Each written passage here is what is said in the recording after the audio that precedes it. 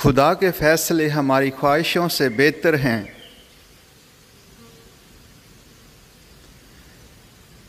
चमचा जिस बर्तन में रहता है उसे खाली कर देता है।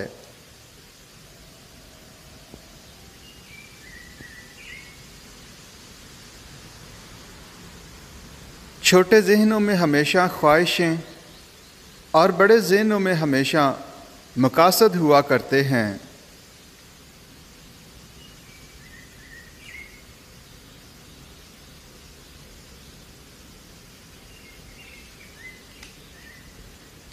यकीन कीजिए, बहुत तकलीफ़ देता है ख्वाबों का ख्वाब ही रह जाना।